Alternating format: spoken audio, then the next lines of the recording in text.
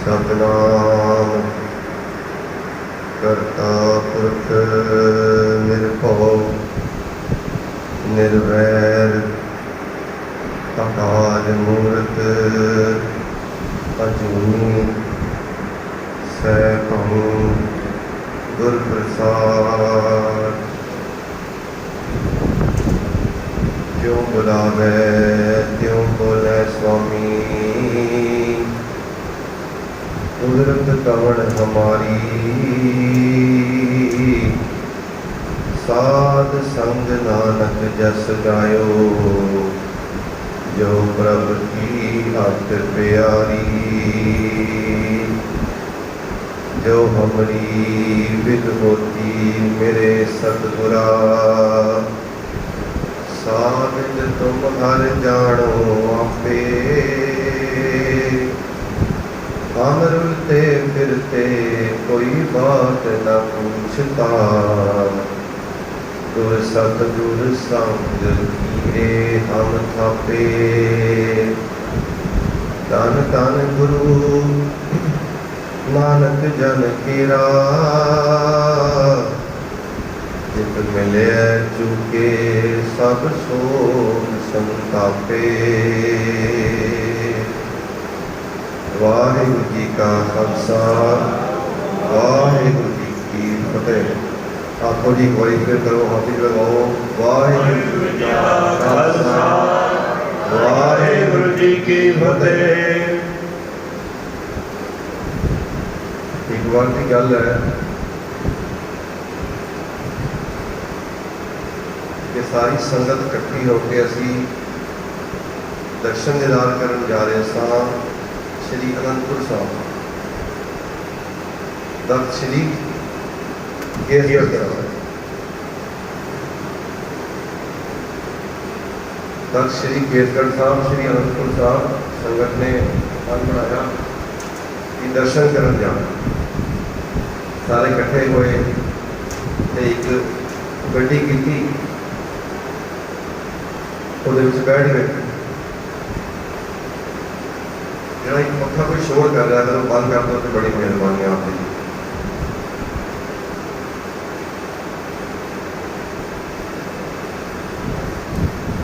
एकाग्रता चाहिए होगी आप जी को, तुम एकाग्र हो गए तो मैं भी हो जाऊँगा। बहुत बहुत कृपा, बहुत बहुत।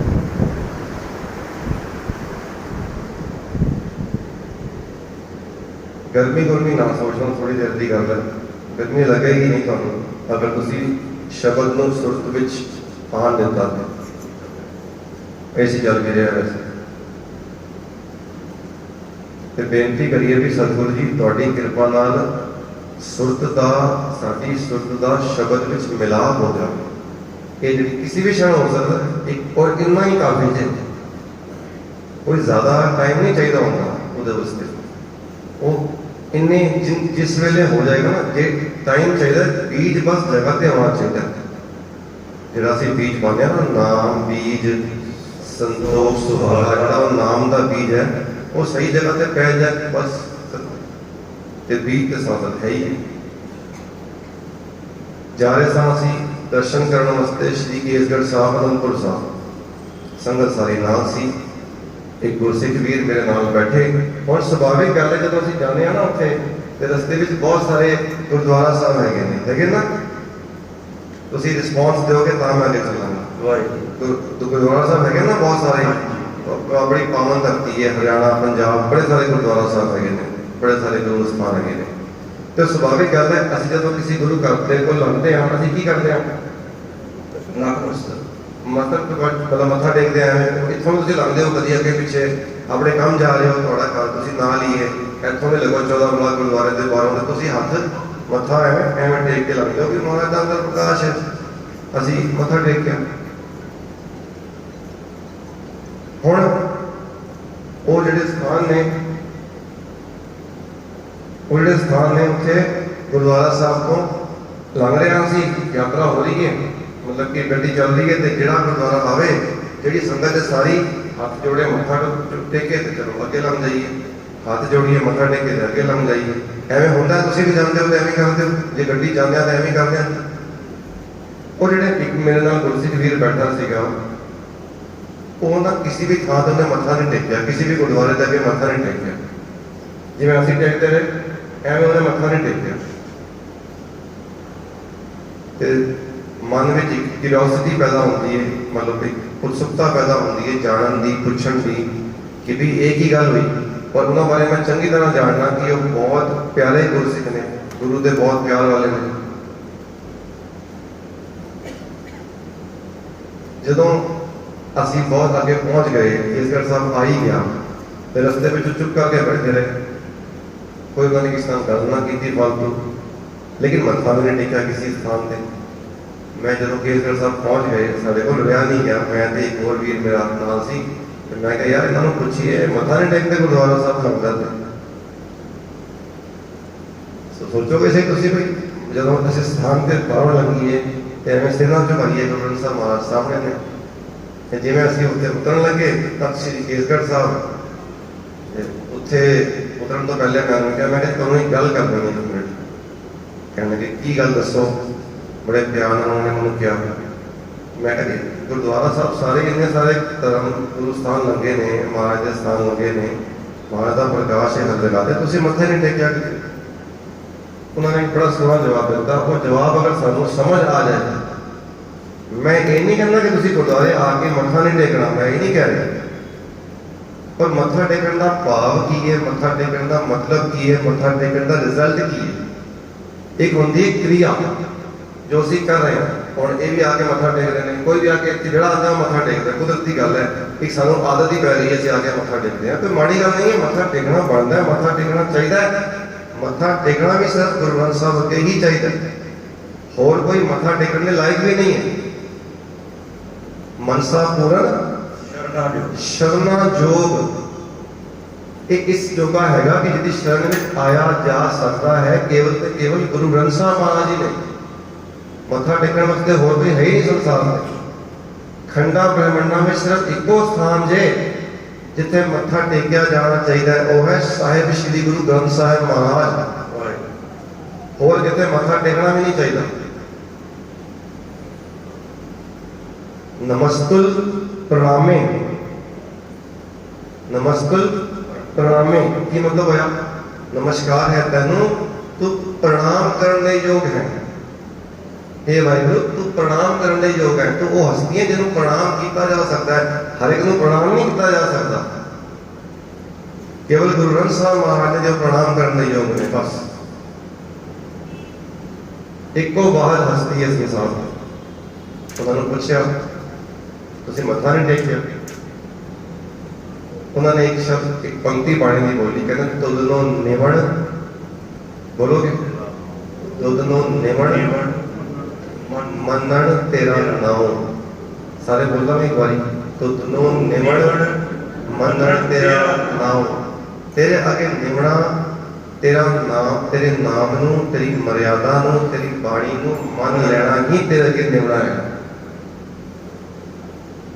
ਮੈਂ ਅਜੇ ਚੁੱਪਚਾਪ ਉਹਨਾਂ ਵੱਲ ਦੇਖਦਾ ਰਿਹਾ ਤੇ ਕਹਿਣ ਲੱਗੇ ਸੱਜਣਾ ਇੱਕੋ ਵਾਰ ਮੱਥਾ ਟੇਕਿਆ, ਦੁਬਾਰਾ ਟੇਕਣ ਦੀ ਲੋੜ ਨਹੀਂ ਪਈ। ਮੱਥਾ ਜ਼ਿੰਦਗੀ ਵਿੱਚ ਇੱਕੋ ਵਾਰ ਟੇਕਿਆ ਜਾਂਦਾ ਹੈ। ਬਾਰ-ਬਾਰ ਅਸੀਂ ਫਿਜ਼ੀਕਲ ਪ੍ਰੈਕਟਿਸ ਕਰਦੇ ਆ ਨਾ, ਜਿਹੜਾ ਅੰਦਰੋਂ ਮੱਥਾ ਟੇਕ ਦਿੱਤਾ ਉਹ ਇੱਕੋ ਵਾਰ ਟੇਕਿਆ ਜਾਂਦਾ। ਕਿਸੇ ਨੂੰ ਸਮਰਪਿਤ ਹੋਣਾ, ਉਹਨੇ ਇੱਕੋ ਵਾਰ ਕਿਹਾ ਨਾ, ਉਹਨੇ ਕਿਹਾ ਤੇਰਾ ਨਾਂ ਕੀ ਹੈ? ਉਹਨੇ ਪੁੱਛਿਆ ਤੇਰਾ ਨਾਂ ਕੀ ਹੈ? ਉਹਨੇ ਕਿਹਾ ਪਿਤਾ ਜੀ ਮੇਰਾ ਨਾਮ ਜੋਗਾ ਸਿੰਘ ਹੈ। ਕਿਹਨੇ ਪੁੱਛਿਆ? ਗੁਰੂ ਗੋਬਿੰਦ ਸਿੰਘ ਸਾਹਿਬ ਪਿਤਾ ਜੀ ਮਹਾਰਾਜ ਨੇ ਪੁੱਛਿਆ ਤੇਰਾ ਨਾਂ ਕੀ ਹੈ? ਕਹਿਣ ਲੱਗਾ ਜੀ ਜੋਗਾ ਸਿੰਘ। ਕਹਿਣ ਲੱਗਾ ਫਿਰ ਕਿਤੇ ਜੋਗਾ ਹੈ ਤੂੰ? ਜੋਗਾ ਸਮਝਦੇ ਹੋ ਸ਼ਬਦ? ਜੋਗਾ ਸ਼ਬਦ ਸਮਝਦੇ ਹੋ? ਜੋਗਾ ਦਾ ਮਤਲਬ ਹੈ ਕਿ ਅਸੀਂ ਹੁਣ ਜਿਵੇਂ ਕੋਈ ਘਰ ਬਿਮਾਰ ਹੋ ਜਾਏ ਤੇ ਬਜ਼ੁਰਗ ਕੋਈ ਬਿਮਾਰ ਹੋ ਜਾਏ, ਅਸੀਂ ਕਹਿੰਦੇ ਵੀ ਆਪਣੇ ਜੋਗੇ ਤੇ ਹੋ ਜਾਂਦਾ, ਚਲੋ ਕੋਈ ਆਪਣਾ ਕੰਮ ਤੇ ਕਰ ਲੈਣਾ, ਕਹਿੰਦਾ ਨਾ ਇਸ ਤਰ੍ਹਾਂ। ਹੁਣ ਅਸੀਂ ਕਿਤੇ ਕਿਤੇ ਜੋਗੇ ਆ, ਅਸੀਂ ਆਪਣੇ ਜੋਗੇ ਆ, ਆਪਣੇ ਪਰਿਵਾਰ ਜੋਗੇ ਆ, ਆਪਣੇ ਬੱਚਿਆਂ ਜੋਗੇ ਆ, ਆਪਣੇ ਕਾਰੋਬਾਰ ਜੋਗੇ ਆ। ਤੇ ਜੋਗਾ ਸਿੰਘ ਨੂੰ ਪੁੱਛਿਆ ਤੂੰ ਕਿਤੇ ਜੋਗਾ ਹੈ? ਨਾ ਤੇਰਾ ਜੋਗਾ ਰੱਖਿਆ, ਕਿਤੇ ਜੋਗਾ ਹੈ? ਤੇ ਕਹਿਣ ਲੱਗਾ ਸਤਿਗੁਰੂ ਜੀ ਤੁਹਾਡੇ ਜੋਗਾ। ਕੀ ਕਿਹਾ? ਸਤਿਗੁਰੂ ਜੀ ਜੋਗਾ। ਸਤਿਗੁਰੂ ਜੀ ਤੁਸੀਂ ਵੀ ਕਹਿ ਦੋ ਸਤਿਗੁਰੂ ਜੀ ਤੁਹਾਡੇ ਜੋਗਾ। ਹੁਣ ਹਰੇ ਕੋਈ ਨਹੀਂ ਕਹੇਗਾ ਨਾ ਇਹ ਗੱਲ, ਹਰੇ ਦੇ ਮੂੰਹ ਤੋਂ ਨਿਕਲਣੀ ਵੀ ਨਹੀਂ। कि हर बंदा सोचता जी मैं गुरु जोगा ही हो गया तो फिर मेरे परिवार का की होएगा, पिछों परिवार कौन सामेगा। लेकिन ये नहीं पता फिर गुरु ने जवाब भी दिता, क्या जे तू मेरे जोगा है तो फिर मैं तेरे जोगा हो गया, जे तू मेरे जोगा तो मैं तेरे जोगा हो गया। इत्थे संसार विच यूनीवर्स विच जे तुसी आवाज़ जिहड़ी देंदे हो ना, समझना साइंस भी इस गल नूं मान लीजिए आज, जो तुसी आवाज़ देंदे हो ना वही आवाज़ वापस आती है। करके देख लो प्रैक्टिकल, खूह विच आवाज़ मारते हैं तो जो आवाज़ मारते हो वापस आती है नहीं आती, आती। तुसी गुरु वाल मुँह करके जो आवाज़ मारोगे वही आवाज़ वापस आएगी। तुसी कहते हो सतगुरु जी मैं तेरे जोगा, ते सतगुरु भी कहने देखो जे तू मेरे जोगा है तो मैं भी तेरे जोगा। हुण ते कह दो सारे जी मिलके सतगुरु जी मैं तेरे जोगा। मन करके जिस दिन कह दोगे उस दिन वो कहने लगे जी इको बार मत्था टेकिया, इको बार मत्था टेक दिता, फिर तो चुके ही नहीं, फिर मत्था टेक चुके ही नहीं, जरा टेक दिता वो चुकया नहीं। फिजिकली गल नहीं हो रही, फिजिकली मत्था टेकना तो चुकना ही पेगा, वो टाइम थोड़ी थे लिटे ला गए। लेकिन जरा अंदरों मत्था टेकिया, समझो मत्था टेक दिता, फिर मत्था चुकया नहीं। और मत्था टेकने का सही मतलब यही है। असी की करते हैं, असी इतने मत्था टेकिया, चुकया कितने होर टेक दिता, फिर चुकया फिर कितने होर टेक दिता, फिर चुकया कितने होर टेक दिता। जो तुम मत्थे इस जगह जगह टेकने ने तो फिर मत्था कितने भी नहीं टेकते। सलाम जवाब पढ़ दो ना, सुनते हो ना, एक बार फिर पढ़ लो। सलाम जवाब दोवें करके की मतलब है जी का सलाम करता है मतलब मत्था टेकता है, सलाम करना मतलब मत्था टेकना। सलाम की ते जवाब भी देता, तो की जवाब देता गुरु साहब ने सुनाया भाई ये मेरा हुक्म है भी ये काम नहीं करने।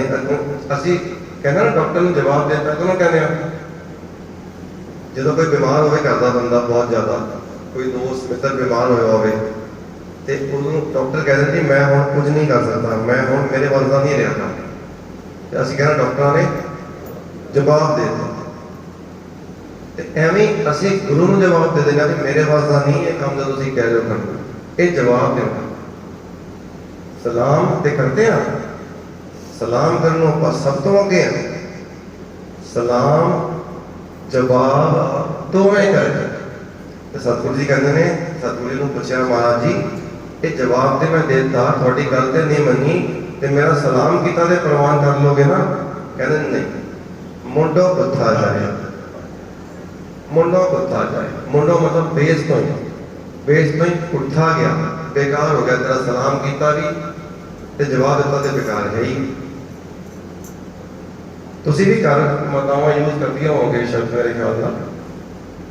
मैं साड़ी दादी अभी छोटे से ना तो कभी कुछ कहना, असी उन्होंने कोई गल कहनी, असी अगों कुछ कहना भी मैं नहीं काम कर रहा, तो कहनी इन्ना बड़ा हो गया तो जवाब देना, मैं जवाब देना, इनू जवाब देना कहते हैं भी गल ना माननी, अगों बेदावा लिख के देता, जवाब देता भी मैं काम नहीं कर सकता, जवाब देता। सलाम जवाब दोवें करें, मुंडो पुथा जाए। तो सतगुरु जी कहते हैं कि नानक दोवें कुड़ियां, दोवें कड़ियां, सलाम करना भी ते जवाब देना भी, दोवें कुड़ियां, ये दोनों गल्लां झूठियां ने। तो इस करके क्योंकि वो सलाम भी कर रहा है, जवाब भी दे रहा है, इस करके थाए ना काई पाए, जी थां मिलनी सी ना दरगाह में, गुरु के घर में, गुरु के हिरदे में, गुरु के चरणों में, वो थां नहीं मिलती फिर, क्योंकि वो जवाब दे दिता। तो कहते जी ये दुनिया आके इतने बड़े मत्थे टेकती है, तो बड़े सिर नवाती है, सारे आते हैं मत्था टेकते हैं, सारे आते हैं मत्था टेकते हैं, तो तुम कह रहे हो मत्था टेकना नहीं चाहिए। कहते नहीं मत्था टेकना चाहिए, लेकिन वो मत्था नहीं टेकना जो तुम टेकते हो। इस मत्थे में मैं की करा, तुम पौड़ी पढ़ते हो, बड़ी प्यारे शब्द ने तुम अगर सुनोगे, सिमल रुख सराहरा पढ़ते हो रोज आसा दी वार सुनते हो, सिमल रुख सरायरा, सिमल एक रुख है, दरखत होता है, एक पेड़ है सिमल का एक पेड़ होता है, ਤੇ ਉਹ ਪੇੜ ਦੀ ਖਾਸੀਅਤ ਕੀ ਹੈ ਕਿ ਬਹੁਤ ਲੰਬਾ ਤੇ ਬਹੁਤ ਮੋਟਾ ਚੌੜਾ ਤਣਾ ਹੁੰਦਾ ਉਹਦਾ।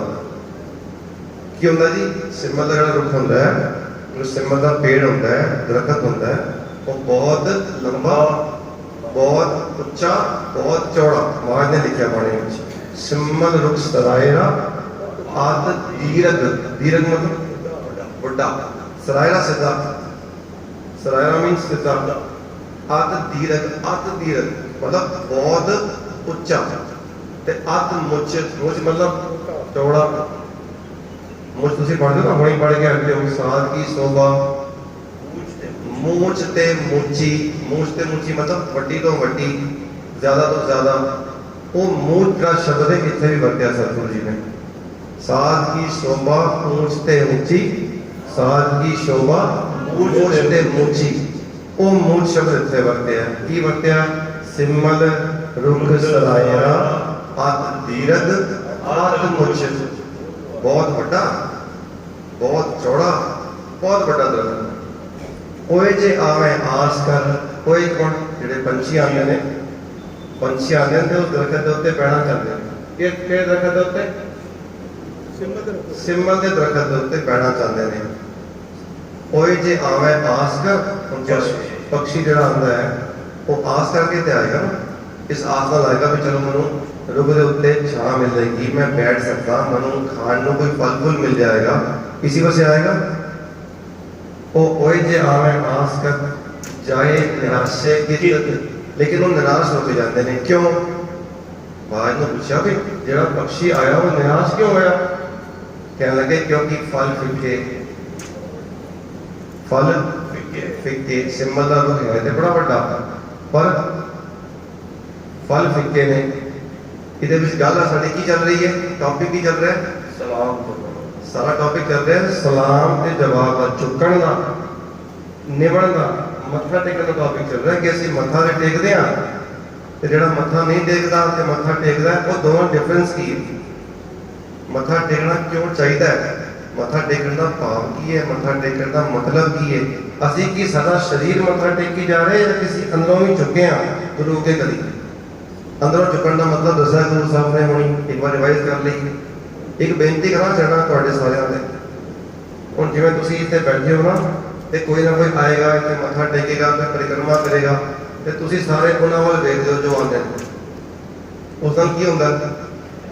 ਉਸ ਦਿਨ ਤੁਹਾਡਾ ਧਿਆਨ ਤੇ ਇਕਾਗਰਚਿਤ ਹੋਣਾ ਸੀ ਕਿ ਨਹੀਂ ਹੋਣਾ ਸੀ? ਉਹ ਮੈਂ ਤੁਹਾਡੇ ਵੱਲ ਵੇਖਣਾ ਨਾ, ਮੇਰਾ ਵੀ ਧਿਆਨ ਭਟਕਦਾ ਇੱਥੋਂ, ਤੇ ਮੈਨੂੰ ਵੀ ਲੱਗਦਾ ਕਿ ਪਤਾ ਨਹੀਂ ਯਾਰ ਮੈਂ ਕੋਈ ਐਸੀ ਗੱਲ ਕਰ ਰਿਹਾ ਜੋ ਸਮਝ ਨਹੀਂ ਆ ਰਹੀ, ਜਾਂ ਮੈਂ ਗੁਰਮਤ ਤੋਂ ਬਾਹਰ ਜਾ ਰਿਹਾ। ਤੇ ਤੁਹਾਡੀ ਕਿਰਪਾ ਨਾਲ ਗੁਰਮਤ ਦੇ ਵਿੱਚ ਹੀ ਜੋ ਕਹਿਣਾ, ਗੁਰਮਤ ਦੀ ਪਰਿਧੀ ਤੋਂ ਬਾਹਰ ਨਹੀਂ ਜਾਣਾ, ਗੁਰਮਤ ਦੇ ਬਾਉਂਡਰੀ ਤੋਂ ਬਾਹਰ ਨਹੀਂ ਜਾਣਾ ਕਿਸੇ ਵੀ ਕੇਸ ਦੇ ਵਿੱਚ। ਇਸ ਕਰਕੇ ਤੁਸੀਂ ਇਕਾਗਰਤਾ ਇੱਥੇ ਰੱਖੋ, ਜਾਂ ਤੇ ਮੇਰੇ ਵੱਲ ਵੇਖੋ ਜਾਂ ਗੁਰੂ ਗ੍ਰੰਥ ਸਾਹਿਬ ਮਹਾਰਾਜ ਵੱਲ ਵੇਖੋ, ਬਸ ਤਾਂ ਤੇ ਹੋਵੇ ਕਿ ਤੁਸੀਂ ਇਕਾਗਰ ਹੋ। ਅਗਰ ਤੁਸੀਂ ਅੱਖਾਂ ਨਾਲ ਵੀ ਇਕਾਗਰ ਨਹੀਂ ਹੋਏ ਤੇ ਫਿਰ ਮਨ ਇਕਾਗਰ ਹੋਣਾ ਤੇ ਬੜੀ ਦੂਰ ਦੀ ਗੱਲ ਹੈ, ਬੜੀ ਔਖੀ ਖੇਡ ਹੈ ਕਿ ਮਨ ਇਕਾਗਰ ਕਿੱਥੇ ਹੋ ਜਾਏ। ਤੇ ਹੁਣੇ ਤੁਸੀਂ ਬੇਨਤੀਆਂ ਕਰ ਰਹੇ ਹੋ ਵੀ ਮੇਰਾ ਮਨ ਇਕਾਗਰ ਕਰ ਦੋ, ਤੇ ਕੋਸ਼ਿਸ਼ ਤੇ ਕਰੋ ਆਪਣੇ ਵੱਲੋਂ, ਆਪਣੇ ਵੱਲੋਂ ਕੋਸ਼ਿਸ਼ ਤੇ ਕਰੀਏ। ਅਸੀਂ ਕੋਸ਼ਿਸ਼ ਹੀ ਨਹੀਂ ਕਰਾਂਗੇ ਤੇ ਗੁਰੂ ਸਾਡੇ ਤੇ ਕਿਰਪਾ ਕਦੋਂ ਕਰੇ? ਉਹ ਤੇ ਕਹਿੰਦੇ ਨੇ ਮੈਂ ਤੁਹਾਨੂੰ ਦੇਣ ਨੂੰ ਤਿਆਰ ਹਾਂ, ਲੈਣ ਨੂੰ ਤਿਆਰ ਤੇ ਹੋ ਕੋਈ। ਚਰਨ ਸ਼ਰਨ ਗੁਰ ਇੱਕ ਪੈਂਡਾ ਤੇ ਚੱਲੋ ਤਾਂ ਸਤਿਗੁਰ ਕੋਟ ਪੈਂਡਾ ਆਗੇ ਹੋਏ ਲੇਤ ਹੈ। ਪਹਿਲੇ ਅਸੀਂ ਇੱਕ ਪੈਂਡਾ ਹੀ ਨਹੀਂ ਚੱਲਦੇ। ਫਿਰ ਉਹੀ ਗੱਲ ਹੋ ਗਈ, ਮੂੰਹ ਤੋਂ ਤੇ ਕਹਿ ਰਹੇ ਹਾਂ, ਮੂੰਹ ਤੋਂ ਤੇ ਬੋਲ ਰਹੇ ਹਾਂ, ਮੂੰਹ ਤੋਂ ਤੇ ਕਹਿ ਰਹੇ ਹਾਂ ਸਤਿਗੁਰੂ ਜੀ ਸਾਨੂੰ ਬਖਸ਼ਿਸ਼ ਕਰੋ, ਸਾਨੂੰ ਇਹ ਦਿਓ, ਸਾਨੂੰ ਇਸ ਤਰ੍ਹਾਂ ਕਰ ਦਿਓ, ਬਟ ਮੂੰਹ ਤੋਂ ਕਹਿ ਰਹੇ ਹਾਂ ਲੇਕਿਨ ਅੰਦਰੋਂ ਨਹੀਂ ਕਹਿ ਰਹੇ ਉਸ ਗੱਲ ਨੂੰ। ਸਤਿਗੁਰੂ ਨੂੰ ਭਾਈ ਜੋਗੇ ਨੇ ਅੰਦਰੋਂ ਕਿਹਾ ਸੀ ਮੈਂ ਤੇਰੇ ਜੋਗਾ। ਇਹ ਗੱਲ ਅੰਦਰੋਂ ਕਹਿਣੀ ਪੈਣੀ ਹੈ ਵੀ ਮੈਂ ਤੇਰੇ ਜੋਗਾ। ਤੇ ਜਿਸ ਦਿਨ ਅੰਦਰੋਂ ਕਹਿਤਾ ਉਸ ਦਿਨ ਜੋ ਪ੍ਰਾਪਤੀ ਹੋਣੀ ਹੈ ਤੁਹਾਨੂੰ ਨਹੀਂ ਪਤਾ ਕੀ ਪ੍ਰਾਪਤੀ ਹੋਣੀ ਹੈ। ਹੁਣ ਆਪਾਂ ਕਿੱਥੇ ਆ? ਅਸੀਂ ਗੱਲ ਕਰ ਰਹੇ ਹਾਂ ਸਿੰਬਲ ਰੁੱਖ ਦੇ ਉੱਤੇ ਚੜੇ ਹੋਏ। ਸਿੰਬਲ ਰੁੱਖ ਸਰਾਇਆ ਆਦ ਧੀਰਜ ਆਦ ਮੁੱਚ ਹੋਏ ਜੇ ਆਵੇਂ ਆਸ ਕਰ ਜਾਏ ਨਿਰਾਸ਼ੇ ਕਿਤ ਫਲ ਫਿੱਕੇ। ਜਿਹੜੇ ਪੰਛੀ ਆਉਂਦੇ ਨੇ, ਜਿਹੜੇ ਪੰਛੀ ਆਉਂਦੇ ਨੇ ਆਸ ਕਰਕੇ, ਉਹ ਨਿਰਾਸ਼ ਹੋ ਕੇ ਜਾਂਦੇ ਨੇ, ਨਿਰਾਸ਼ ਹੋ ਕੇ ਜਾਂਦੇ ਨੇ। ਆਸ ਕਰਕੇ ਆਏ ਸੀ बिना आस तो चले गए वापस भी आस साड़ी पूरी हुई नहीं साड़ी आस तो रह गई जी आस पूरी होनी सी वो आस तो पूरी होई नहीं वो तो वापस चले गए क्यों अगर चले गए क्योंकि वो फल खाण आए थे छां में बहन आए थे तो उत्ते फल है ही नहीं फल फिक्के फुल पक पके कई पंछी फुल भी खाते हैं फुल भी नहीं ने उत्ते ते काम ना आवे पत पत मतलब पत्ते उत्ते पत्ते भी किसी काम नहीं आते कई तुम देखो ना रखों के पत्ते बड़े काम आते हैं लोग पत्ते खा लेंगे ने उस दवाइयां बनदियां ने सिंपल रुख ऐसा है क्योंकि सीधा खड़ा है ना चुकदा नहीं सीधा खड़ा ना चुकदा नहीं देर करके फुलिया पे इस करके उसे पत्ते भी किसी काम नहीं आते सिमर रूप सदायरा आत्मीर आत्मुच कोई जे आवे आस कर जाए निराशे कित फल लिखे फुल बात बकिए काम ना आवे बात मास की कहना चाहते हो कहते ने मैं तो इतनी गल कह रहा मिठत नीवी नागा कि सिमर दा रुख ना बनी कि तेरे उत्ते कोई गुण ही ना हो कि फल ते फुल ते पत्ते गुणों का संकेतक है गुरुद्वारे क्यों आईदा अपने आप को बदलने वास्ते गुरुद्वारे होए सोजी पाई सी सोजी लैन गुरुद्वारे आईदा ते सोजी की आंदी है भी ये जिहड़ा मेरा मनुखा जीवन है देखो मैं एक गल अक्सर बेनती करता हूँ हमेशा ना कभी कुत्ते नूं कहना नहीं पैंदा भी तू कुत्ता बन कभी कहना पे कुत्ते नूं भी कुत्ता बन कभी कुत्ते नूं कहना पे कुत्ता बन बंदे नूं कहना पैंदा बंदा बन क्योंकि बंदा बंदियां वाले काम नहीं कर रहा बंदियां वाले काम की ने बंदियां वाला काम की सीगा बंदा होए सो बंदगी करे जेड़ा बंदा है वो की करे बंदगी करे बंदे बंदे किनू कहना अपने आप ये नहीं कि मैं तुहानू कहा तुसीं मैनू कह दो बंदे बंदे बंदे अपने आप कहना बंदे बंदगी इख्तियार बंदे बंदगी इख्तियार बंदगी नू कबूल कर इख्तियार कर जीवन में उतार अडॉप्ट कर बंदगी नू क्यों तेरा काम ही बंदगी करना है तेरा नाम ही बंदा है जैसे कह के तू बंदगी कर और जो बंदगी नहीं करता बंदा कहता है और असं अपने आप को देखो मैं अपने आप को देखा तुम अपने आप को देखो कि असं अगर बंदगी नहीं कर रहे तो असं बंदे काहदे हो रहे जेड़ा कुत्ता वफादारी नहीं करता वो कुत्ता हो सकता है कुत्ते का गुण की है जी वफादारी करना जेड़ा कुत्ता वफादारी नहीं करता वो कुत्ता ही नहीं जेड़ा शेर लड़ता नहीं अटैक नहीं करता उन्होंने शेर कहोगे तुम जाओ कितने शेर एवं लगे बह जाए तुम्हारे सामने तुम कहे ये कहना शेर है कहोगे नहीं शेर का तो एक है ना एक सुभाव है शेर का पानी लिखा महाराज ने सिंह रुचे सद भोजन मास सिंह रुचे सद भोजन मास उन्होंने शेर का मास जो हो शेर कहो जी मैं नहीं खाना तो कहोगे ये तो एवं शेर है कहता शेर हो ये शेर है कोई जेड़ा भोजन का मास का भोजन देख के जेड़ा खा ही नहीं रहा उन्होंने वो शेर है वो शेर कहता होया सिंह रुचे सद भोजन मास इतना और लिखे रण देख सूर्य चित उल्लास रण भूमि देख के सूर्य के चित में उल्लास हो रहा शब्द पढ़ रहे थे बच्चे ने बहुत प्यारा शब्द पढ़िया की शब्द सी सूर्य वाला नहीं सूरज को पहचानिया नहीं पढ़े सो करियत है सूरा अच्छा मैं महाराज ने पूछा भाई वो सूरमा किवें हो गया सूरमा तो लड़न वाला होता है जेड़ा लड़ता है वो सूरमा होता है तो ये सूरमा किवें हो गया जो जिन्हों हर रंग लग गया वो सूरमा किवें हो गया तो सतगुरु जी ने बड़ा प्यारा जवाब देते हैं कहते ने वो जो सूरमा है ना जी बाहर की जंग है वो भी सूरमा है जी बाहर की जंग करनी है वो भी सूरमा है वो भी सूरमा करता है तो जी अंदर विकारां नाल जंग करनी है वो भी तो सूरमा है जो विकारां नाल जंग करता है जिहड़ा काम नाल लड़िया जिहड़ा क्रोध नाल लड़िया जिन्हें अपने लोभ को कंट्रोल विच करना है जिन्हें अपने हंकार को कंट्रोल विच करना है जिन्हें अपनी ईर्खा द्वैर चुगली निंदा ये जिन्हें विकार ने सबनों कंट्रोल विच करना है इन्हां नाल लड़ना है वो भी तो सूरमा ही होया सूरा सो पहचानी है एक वो होया जिहड़ा बाहर दा है जो लड़े दीन के एक सूरमा होया एक सूरमा आएगा जाको हर रंग ला दो इस दिल का। वो अंदर के विकार में लड़ाई कर रहे हैं। ये भी लड़ाई है जितनी तपती जितनी कैड़ी और लड़ाई है बाहर वाली उन्नी अंदर वाली भी आई और अंदर के विकार में 24 घंटे लड़ना पैंदा, 24 घंटे जंग चल रही है। ते जिहड़ा जित गया आत्म जिन्हें जिहड़ा जित गया इस जंग जिन्हें इस जंग में जितया जिन्हें निहत्ते पंज जवान मैं गुरु थापी दिती कण जियो जिन्हें क्या मेरे कण ते गुरु साहब ने थापी मारी ते मैं ये पंजा जवानों चित करता केड़े पंज सीगे काम क्रोध लोभ मोह अहंकार नो विकारां नो मैं चित करता गुरु दी कृपा नाल। ਜਦੋਂ ਬੇਨਤੀਆਂ ਕੀਤੀਆਂ ਰਾਖ ਪਿਤਾ ਪ੍ਰਭ ਮੇਰੇ ਮੋਹੇ ਨਿਰਗੁਣ ਸਰਵ ਤੇਰੇ ਪੰਜ ਵਿਖਾਤੀ ਏ ਗਰੀਬਾ ਰਾਖੋ ਰਾਖਣ ਹਾਰੇ ਖੇਦ ਕਰੇ ਹਰ ਬਹੁਤ ਖੇਦ ਮਤਲਬ ਖੇਦ ਉਹ ਤੁਸੀਂ ਯਾਦ ਤੁਹਾਨੂੰ ਛੋਟੇ ਹੁੰਦਿਆਂ ਇਹ ਮੇਰੇ ਬਜ਼ੁਰਗ ਜਿਹੜੇ ਵੀ ਰਹਿ ਗਏ ਨੇ ਵੱਡੇ ਉਹਨਾਂ ਨੂੰ ਪਤਾ ਹੋਏਗਾ ਟੀਵੀ ਤੇ ਨਾ ਜਦੋਂ ਟੀਵੀ ਆਉਂਦਾ ਸੀ ਤੇ ਟੀਵੀ ਬੰਦ ਹੋ ਜਾਂਦਾ ਸੀ ਤੇ ਲਿਖਿਆ ਹੁੰਦਾ ਰੁਕਾਵਟ ਕੇ ਲਈ खेद है। अभी यार रुकावट के लिए खेद है, खेद का मतलब है सानू दुख है फिर रुकावट होगी, खेद का मतलब है दुख को बट दुखी कर दे रहे खेद करे और बहुत संतावे संतावे मतलब सतावे सतांदे ने मनु परेशान करते हैं मनु दुखी करते हैं। एक गल कह के अगे चलना ये एक बार आपको सारे सतनाम श्री ਐਵੇਂ ਨਹੀਂ ਸੰਗਤ ਕੇ ਆਦੋ ਸਤਨਾਮ ਸ਼੍ਰੀ ਆਓ ਇੱਕ ਬੇਨਤੀ ਕਰੀਏ ਸਤਿਗੁਰੂ ਦੇ ਅੱਗੇ ਅਸੀਂ ਸਾਰੇ ਆਓ ਸਾਰੇ ਸਤਿਗੁਰੂ ਨੂੰ ਬੇਨਤੀ ਕਰੀਏ ਮਹਾਰਾਜ ਜੀ ਸਾਨੂੰ ਵੀ ਇਹ ਕਿਰਪਾ ਕਰ ਦਿਓ। ਹੁਣ ਇੱਕ ਗੱਲ ਸਮਝਣ ਵਾਲੀ ਹੈ, ਮੈਂ ਸੋਚਿਆ ਵੀ ਕਬੀਰ ਸਾਹਿਬ ਨੂੰ ਤੇ ਵਿਕਾਰ ਤੰਗ ਕਰਦੇ ਨੇ, ਕਬੀਰ ਸਾਹਿਬ ਨੂੰ ਇਹ ਵਿਕਾਰ ਤੰਗ ਕਰਦੇ ਨੇ ਤਾਂ ਉਹਨਾਂ ਨੇ ਕਿਹਾ ਵੀ ਖੇਦ ਕਰੇ पर बहुत संताप है।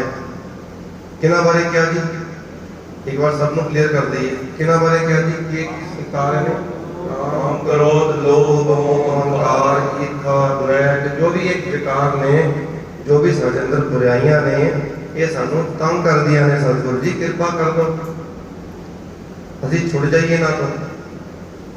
हुण मैं एक गल सोची गुरु साहब ने मन दसी कि भाई ਜਿਹੜਾ ਦੁਖੀ ਹੋਏਗਾ ਨਾ ਤਾਂ ਉਹੀ ਤੇ ਬੇਨਤੀ ਕਰੇਗਾ, ਜਿਹੜਾ ਵਿਕਾਰਾਂ ਤੋਂ ਦੁਖੀ ਹੋਏਗਾ ਉਹੀ ਤੇ ਬੇਨਤੀ ਕਰੇਗਾ ਕਿ ਅਸੀਂ ਵਿਕਾਰਾਂ ਤੋਂ ਦੁਖੀ ਹਾਂ, ਕਿ ਅਸੀਂ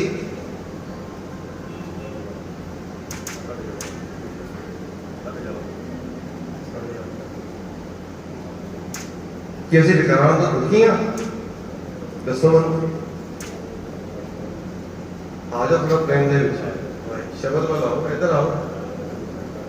जिहड़ी सुरत जिहड़ी है ना खिंड जाती है बिच खिंडाओ ना उन्होंने कट्ठिया करो क्या की बेनती की जी मैं सुरत नूं कट्ठिया करो एकागर हो ते कट्ठे हो के सारे एकागर हो के एक थां ते तुसीं समझो इस गल नूं कि सुरत और शब्द का मिलाप होना बहुत जरूरी है।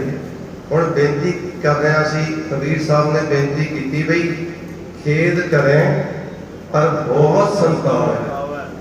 खेद दुखी करते हैं मैं कौन विकार वो माता जी गल्लां करन लगे। माता जी हाथ जोड़ के बेनती है, माता जी हाथ जोड़ के बेनती है कितने ना बाहर चले जाओ कोई बहुत जरूरी कर खेद करें पर बहुत संताप है।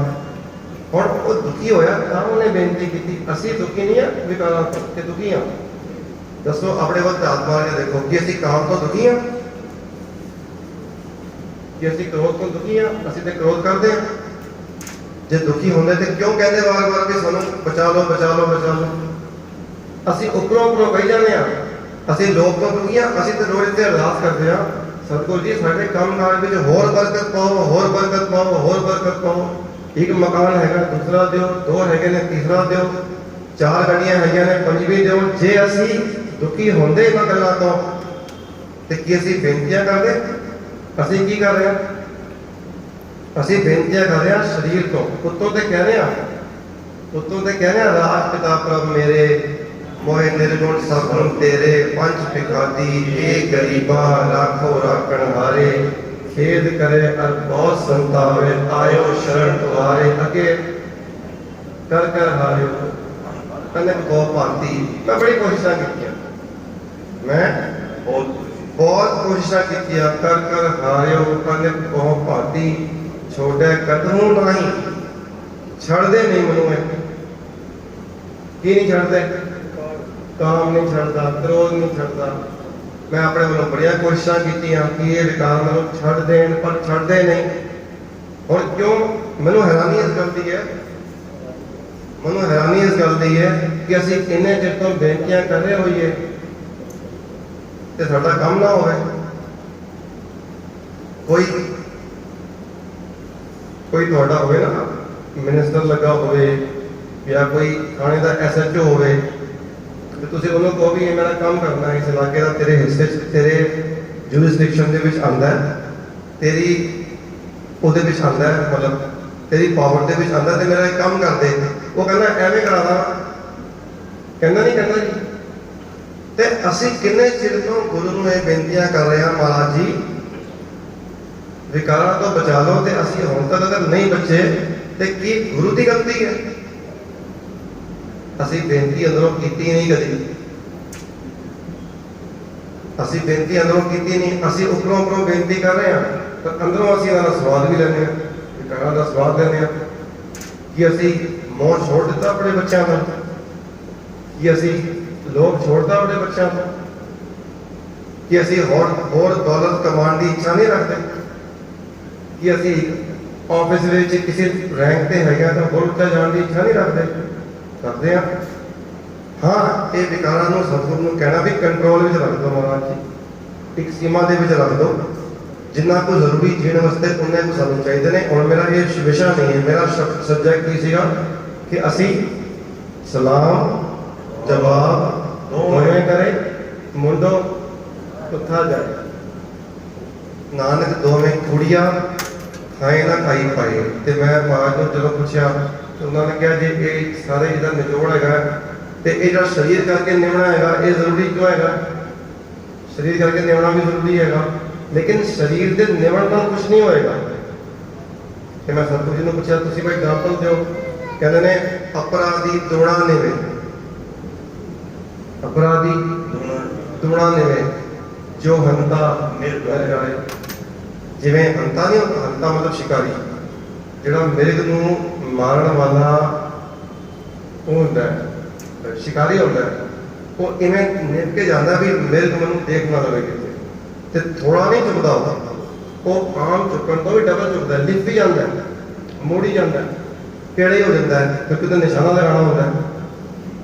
समझ लो कि इधर उधर बहुत तुसीं देखदे हो, इधर थोड़ा ध्यान कर दो, गुरु वाल ध्यान कर दो, मेरे वाल नहीं, गुरु साहब वाल ध्यान कर दो। जिहड़ा शिकारी है, जिहड़ा शिकारी है वो बड़ा झुक के जाता है किदे वल? शिकार वाल, अपने हिरन वाल, जिन्होंने मारना होता है। और झुकण नूं अगर असीं ये मान लीए कि भी झुकना ही सब कुछ हैगा, तो शिकारी ते शिकार वाल झुके जा रहे, ते अपराधी दूरा ने वो घट नहीं, वो तो होर ज्यादा निभदा।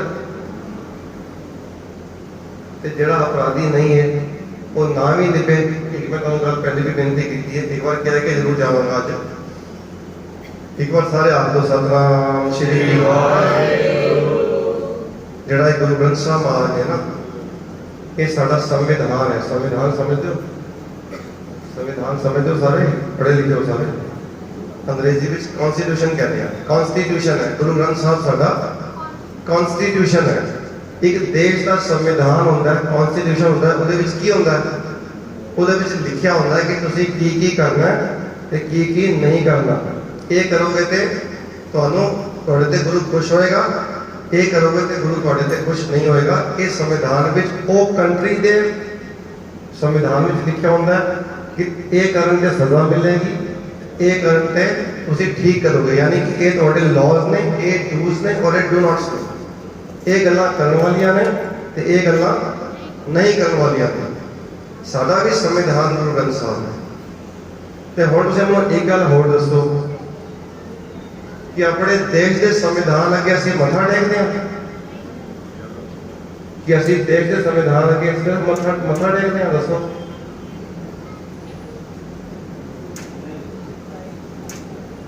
हाँ ही बोल दो, ना ही बोल दो। देश के संविधान दे के मत्था नहीं टेकिया जाता, की किया जाता? उन्होंने मनिया जाता है, फॉलो किया जाता है, संविधान को फॉलो किया जाता है। साडा संविधान ऐसा है जिद्दां कि असीं मत्था भी टेकते हैं और उन्होंने फॉलो भी करते हैं। अगर सिर्फ मत्था टेक दिता, फॉलो नहीं किया तो समझ लेना असीं इन्हूं गुरु समझते ही नहीं। वैसे तो समझते ही नहीं, वैसे तो असीं इन्हूं गुरु समझते ही नहीं। सानू ते जो ठाकुर सत सदा हजूरे ताको अंधा जान दूरे। असीं सानू दिखदा क्यों नहीं? जिहड़ा हर वेले नाल हैगा वो दिखदा क्यों नहीं? क्योंकि असीं अंधे आ। ਉਹਦੇ ਵਿੱਚ ਤੇ ਕੋਈ ਕਮੀ ਹੈ ਨਹੀਂ ਹੈ, ਉਹ ਤੇ ਮੌਜੂਦ ਹੈ ਹਰ ਜਗ੍ਹਾ ਤੇ। ਜੈ ਤਿਰ ਦੇਖਾ ਤੈ ਤਿਰ ਮੌਜੂਦ, ਜੈ ਤਿਰ ਦੇਖਾ ਤੈ ਤਿਰ ਮੌਜੂਦ। ਜਿੱਥੇ ਦੇਖਾ ਉੱਥੇ ਮੌਜੂਦ ਹੈ। ਮਨ ਤੇ ਜਿਹੜਾ ਗੁਰਮੁਖ ਪਿਆਰਾ ਹੈ ਨਾ, ਗੁਰੂ ਦਾ ਸਿੱਖ ਹੈ, ਜਿਹੜਾ ਸੰਸਾਰੀ ਬੰਦਾ ਨਾ, ਉਹ ਕਹਿੰਦਾ ਲੋਕ ਸਾਨੂੰ ਪੁੱਛਦੇ ਨਾ ਅੱਜ ਕੱਲ੍ਹ ਕਿੱਥੇ ਹੈ ਰੱਬ, ਕਿੱਥੇ ਹੈ ਰੱਬ? ਰੱਬ ਤੇ ਹੈ ਹੀ ਨਹੀਂ। ਕੀ ਕਹਿੰਦੇ ਨੇ? ਕਿੱਥੇ ਆ ਰੱਬ? ਲੋਕ ਤਾਂ ਸੁਣੇ ਤੁਸੀਂ ਉਹਦੇ ਬੰਦੇ ਜਿਹੜੇ ਕਹਿੰਦੇ ਨੇ ਕਿੱਥੇ ਆ ਰੱਬ, ਰੱਬ ਤੇ ਹੈ ਹੀ ਨਹੀਂ। ਤੇ ਜਿਹੜਾ ਗੁਰੂ ਦਾ ਸਿੱਖ ਹੈ ਉਹ ਕਹਿੰਦਾ ਕਿੱਥੇ ਨਹੀਂ ਹੈ ਰੱਬ, ਕਿੱਥੇ ਨਹੀਂ ਹੈ ਰੱਬ। ਰੱਬ ਤੇ ਹਰ ਜਗ੍ਹਾ ਮੌਜੂਦ ਹੈ। ਫਰਕ ਹੈ ਦੋ ਗੱਲਾਂ 'ਚ। ਇੱਕ ਉਹ ਕਿਉਂਕਿ ਫਰਕ ਕਰਦਾ ਹੈ, ਫਰਕ ਹੈ ਦ੍ਰਿਸ਼ਟੀ ਦਾ, ਫਰਕ ਹੈ ਦ੍ਰਿਸ਼ਟੀ ਦਾ। ਸਾਡੀ ਦ੍ਰਿਸ਼ਟੀ ਕਿਹੋ ਜਿਹੀ ਹੈ ਇਸ ਤੇ ਡਿਪੈਂਡ ਕਰਦਾ ਹੈ ਕਿ ਅਸੀਂ ਰੱਬ ਨੂੰ ਦੇਖਦੇ ਹਾਂ ਤੇ ਰੱਬ ਸਾਨੂੰ ਦਿਸਦਾ ਹੀ ਨਹੀਂ।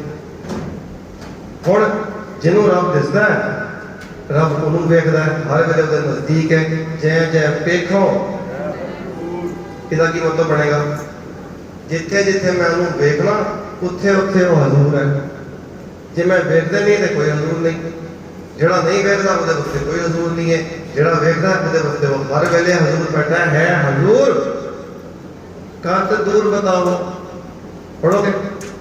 ਹੈ ਹਜ਼ੂਰ कत दूर बताओ। अरे यार हर वेले हजूर है, तुसी दूर क्यों कहते हो? दूर है दूर है दूर है। ते महाराज दिखदा नहीं, कहते दुंदर बांधो सुंदर पाओ। जेड़ा दुंदर, दुंदर कौन है? मन। जेड़ा जेड़ा हुण मन इत्थे बैठा भी पता नहीं कित्थे कित्थे भजी फिर रहा है, की सोची जा रहा है, ये दुंदर है। दुंदर जिवें बंदर ना उछलदा रहंदा हर वेले, कदी वेखिया आराम नाल बैठिया हो? एवें मन भी कदी आराम नाल बैठदा नहीं। जिदा मन टिक के बैठ गया ना, समझ लो यही गुरु के चरण ने। किथे जाने की लोड़ नहीं पैनी, किसी को कुछ कहने की लोड़ नहीं पैनी। गुरु के चरण ही सब कुछ है। गुरु के चरण की जी, गुरु के चरण की ने सारा लोग बताओ एक बार। कबरपत जोड़ा है वो गुरु के चरण है। जोड़ा गुरु का शब्द है, तुम जपजी साहब पढ़ते हो। कल ना मैं किसी ने पूछा, एक गल कह के समाप्ति करूँगा। 5 मिनट पहले हो रहे हैं, 5 मिनट समाप्ति करता। एक बार थोड़ी जी एकाग्रता जो असी गल की होनी वो एक बार रिवाइज हो जाएगी 5-7 मिनट। सतगुरु जी कहते हैं एक पंक्ति है बाणी की बड़ी प्यारी, जन्म पाए कछ फलो न कीनो। पढ़ोगे? जन्म पाए कछ फलो न कीनो, ताते अदक डरो, ताते अदक डरो। मनु बड़ा डर लगता है भी मैं ये जन्म ले लिया, मनुखा जन्म ले लिया, कुछ सिखा के घर मेरा जन्म भी हो गया, तो मैं कुछ चंगा काम तो किया ही नहीं।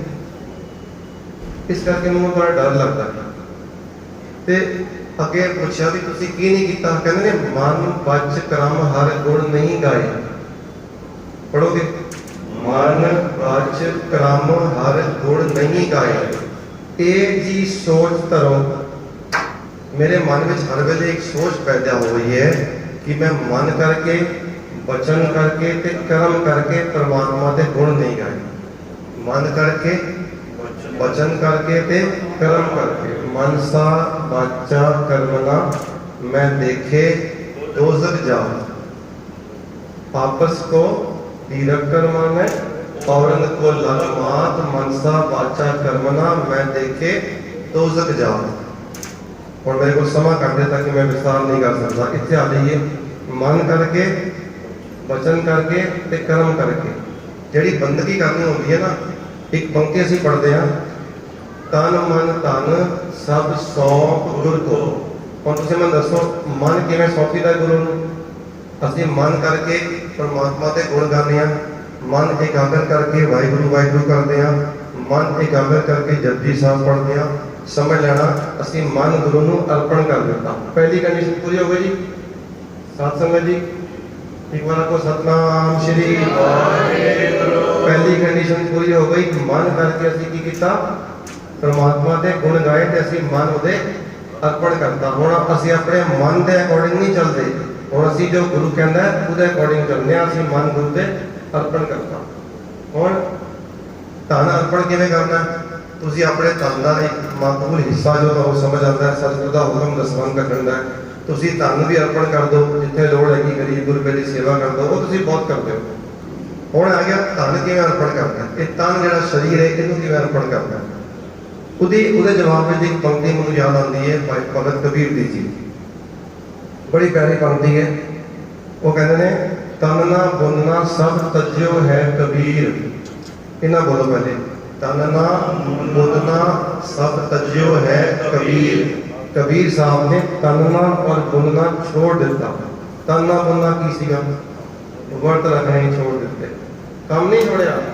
ਕੰਮ ਛੋੜਨ ਨੂੰ ਗੁਰੂ ਸਾਹਿਬ ਨੇ ਮਨਾ ਨਹੀਂ ਕੀਤਾ। ਗੁਰੂ ਨਾਨਕ ਸਾਹਿਬ ਆਪ ਕੰਮ ਕਰਦੇ ਰਹੇ। ਤਨਨਾ ਬੁਨਣਾ ਸਭ ਤਜਿਓ ਹੈ ਕਬੀਰ।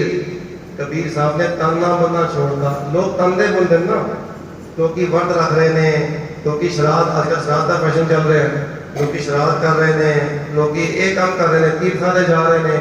ਇਹ ਸਭ ਤਨਨਾ ਬੁਨਣਾ ਹੋ ਗਿਆ।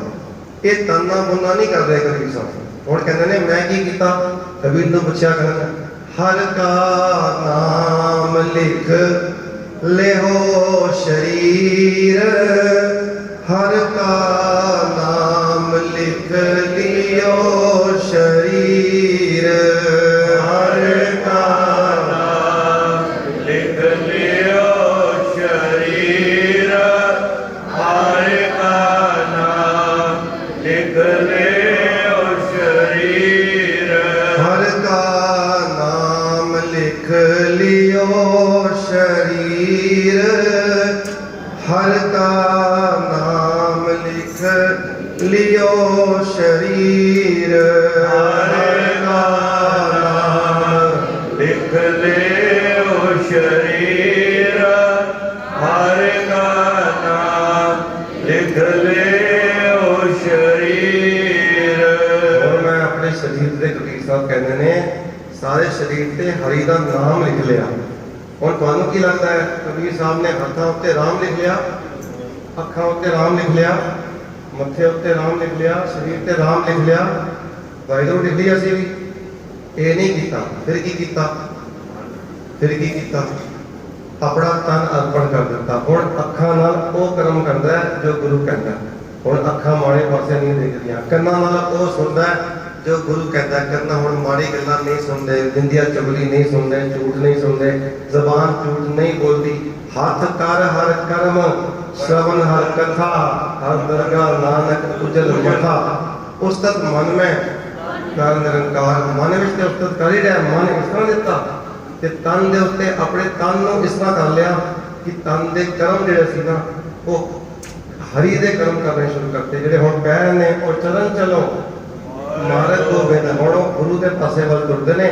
जिथे भी जाते हैं, जिथे गुरु इजाजत दिंदा जाण दी। छोटे होंदे सी ना साडी दादी अरदास करदे सी, सतगुरु जी वो काम करना जो आप जी नूं भावे, वो ना करना जो आप जी नूं ना भावे। ਅਸੀਂ अगर वो काम कर रहे हैं जो गुरु ਨੂੰ ਭਾਉਂਦੇ ਨੇ, समझ लेना ਅਸੀਂ ਆਪਣੇ पूरे शरीर ਦੇ ਉੱਤੇ नाम लिख लिया। जे साडियां अखां गुरु ਦੇ हुक्म भी चलदियां ने, जे साडे ਕੰਨ गुरु ਦੇ हुक्म भी चलदे ने, जे साडी रसना गुरु ਦੇ हुक्म भी चलदी है। ਇਹਨੂੰ ਕਹਿੰਦੇ ਨੇ ਮਨ ਵਚ ਕਰਮ। मन करके, वचन करके ते कर्म करके। जे मुंह तो बोलना तो मेरे मुंह तो भी गुरु दिखाई देता है। कबीर साहब बोलेंगे तो कौन दिखाई देगा? गुरु दिखाई देगा। ਅਸੀਂ ਕਹਿੰਦੇ ਨਾ ਸਹੀ ਪਿਆਰੇ ਮਿਲੋ ਜਿਨ੍ਹਾਂ ਮਿਲਿਆ ਮੇਰਾ ਨਾਮ ਚਿਤਾਵੇ। ਉਹਨੂੰ ਐਸੇ ਗੁਰਮੁਖਾਂ ਦੇ ਦਰਸ਼ਨ ਕਰਾ ਜਿਨ੍ਹਾਂ ਨੂੰ ਦੇਖ ਕੇ, ਜਿਨ੍ਹਾਂ ਨਾਲ ਗੱਲ ਕਰਕੇ, ਜਿਨ੍ਹਾਂ ਦੇ ਕਰਮ ਵੇਖ ਕੇ, ਮਨਸਾ ਵਾਚਾ ਕਰਮ ਨਾਲ ਮਨ ਕਰਕੇ, ਵਚਨ ਕਰਕੇ, ਕਰਮ ਕਰਕੇ ਉਹਨਾਂ ਵਿੱਚੋਂ ਗੁਰੂ ਦੇ ਦਰਸ਼ਨ ਹੋ। ਇਹ ਮਤਲਬ ਹੁੰਦਾ ਹੈ ਗੁਰੂ ਦੇ ਦਰਸ਼ਨ ਦਾ। ਇਹ ਨਹੀਂ ਕਿ ਹੁਣ ਉਹਨਾਂ ਗੁਰਮੁਖਾਂ ਦੇ ਪੈਰੀ ਪੈ ਜਾਣਾ ਸੀ। ਇਹ ਨਹੀਂ ਹੁੰਦਾ ਹੁਣੀ ਪੜ੍ਹ ਰਿਹਾ ਸੀ ਇਹ ਬੱਚਾ ਪੜ੍ਹ ਰਿਹਾ ਸੀ ਜਨ ਕੇ ਚਰਨ ਵਸੈ ਮੇਰੇ ਹੀਰੇ, ਇਹਦਾ ਕੀ ਮਤਲਬ ਹੋਇਆ? ਜਨ ਦੇ ਹੁਣ ਤਾਂ ਜਨ ਦੇ ਚਰਨ ਤੇ ਕੋਈ ਪੈਰ ਹੋ ਗਏ 10 ਉਂਗਲੀਆਂ ਹੋ ਗਈਆਂ ਉਹਨਾਂ ਦੀਆਂ, ਉਹ ਚਰਨ ਥੋੜੀ ਵਸਾਣੇ ਹੈਗੇ ਨੇ ਅਸੀਂ। ਉਹਦੇ ਜੀਵਨ ਦੀ ਉਹ ਝਲਕ ਹੈ ਨਾ ਉਹ ਸਾਡੇ ਅੰਦਰ ਉਤਰ ਜਾਵੇ, ਜੋ ਜੀਵਨ ਦੀ ਝਲਕ ਹੈ ਗੁਰਮੁਖਾਂ ਦੀ, ਜੋ ਗੁਰਮੁਖ ਕਰਦੇ ਨੇ ਅਸੀਂ ਵੀ ਉਹੀ ਕਰੀਏ। ਇਹਨੂੰ ਕਹਿੰਦੇ ਨੇ ਜਨ ਕੇ ਚਰਨ ਵਸੈ ਮੇਰੇ ਹੀਰੇ ਸੰਗ ਪੁਨੀਤਾ ਦੇਹੀ। ਅਗਰ ਮੈਂ ਇਹ ਕੰਮ ਕਰਾਂਗਾ ਤੇ ਮੇਰੀ ਦੇਹੀ ਵੀ ਪਵਿੱਤਰ ਹੋ ਜਾਏਗੀ। ਸਤਿਗੁਰੂ ਜੀ ਬਖਸ਼ਿਸ਼ ਕਰਨ ਸਾਨੂੰ ਜਿੰਨਾ ਵੀ ਸਮਾਂ ਮਿਲਿਆ ਗੁਰੂ ਦੀ ਕਿਰਪਾ ਨਾਲ, ਕੋਈ ਗੱਲ ਨਹੀਂ ਠੀਕ ਹੈ, ਅਸੀਂ ਉਸ ਸਮੇਂ ਵਿੱਚ ਆਪਣਾ ਸਮਾਪਤੀ ਕਰੀਏ। ਸਮੇਂ ਦਾ ਧਿਆਨ ਰੱਖਣਾ ਵੀ ਜ਼ਰੂਰੀ ਹੈ।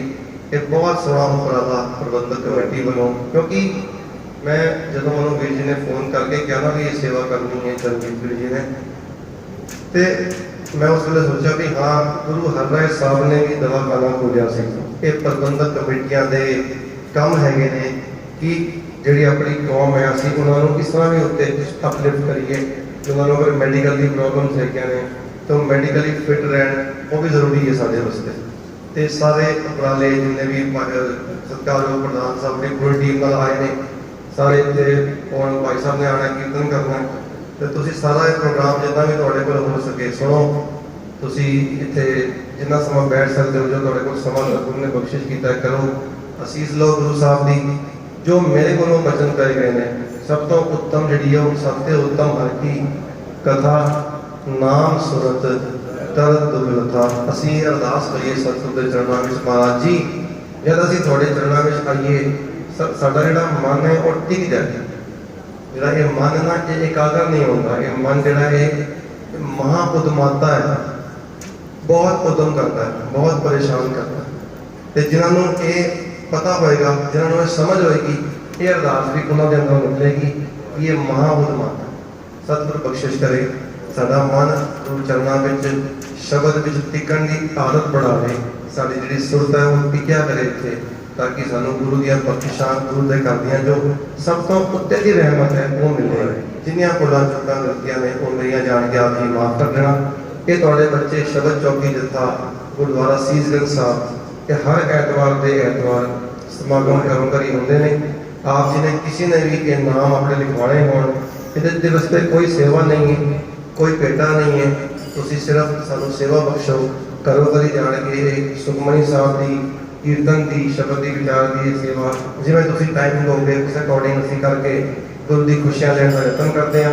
ਇਹ ਜੋ ਸਤਿਗੁਰ ਦਾ ਉਪਦੇਸ਼ ਹੈ, ਆਪ ਜਪੋ ਅਵਰਹਿ ਨਾਮ ਜਪਾਵੋ ਸੁਨਤ ਕਹਿਤ ਰਹਿਤ ਗਤ ਪਾਵੋ, ਇਸ ਉਪਦੇਸ਼ ਤੇ ਚੱਲਣ ਦੀ ਕੋਸ਼ਿਸ਼ ਕਰ ਰਹੇ ਹਾਂ। ਸੰਗਤਾਂ ਕੋਲੋਂ ਅਸੀਸ ਦੀ ਵੀ ਮੰਗ ਕਰਦੇ ਹਾਂ ਕਿ ਇਸ ਗੁਰਬਾਣੀ ਤੇ ਚੱਲਦੇ ਹਾਂ ਸਾਡੇ ਕੋਲੋਂ ਬੇਅੰਤ ਗਲਤੀਆਂ ਭੁੱਲਾਂ ਚੁੱਕਾਂ ਹੁੰਦੀਆਂ ਹੋਣਗੀਆਂ, ਉਹ ਵੀ ਆਪ ਜੀ ਮਾਫ ਕਰ ਦੇਣਾ। ਸਮਾਂ ਸਾਡਾ ਸਮਾਪਤ ਹੈ। ਅਗਲਾ ਪ੍ਰੋਗਰਾਮ ਸ੍ਰੀ ਸਤਿਗੁਰ ਸਾਹਿਬ ਦੱਸਣਗੇ ਆਪ ਜੀ ਨੂੰ। ਮੈਂ ਬੇਨਤੀ ਕਰਾਂਗਾ ਕਿ ਚਰਨਜੀਤ ਸਿੰਘ ਜੀ ਨੂੰ ਉਹ ਆਪ ਜੀ ਨੂੰ 2 ਮਿੰਟਾਂ ਵਾਸਤੇ ਮੁਖਾਤਬ ਹੋਣਗੇ ਤੇ ਜੋ ਵੀ ਅਗਲਾ ਪ੍ਰੋਗਰਾਮ ਹੈ ਦੱਸਣਗੇ। ਅਸੀਸ ਬਖਸ਼ੋ ਜੀ, ਫਤਿਹ ਸਾਂਝੀ ਕਰੀਏ। ਵਾਹਿਗੁਰੂ ਜੀ ਕਾ ਖਾਲਸਾ, ਵਾਹਿਗੁਰੂ ਜੀ ਕੀ ਫਤਿਹ।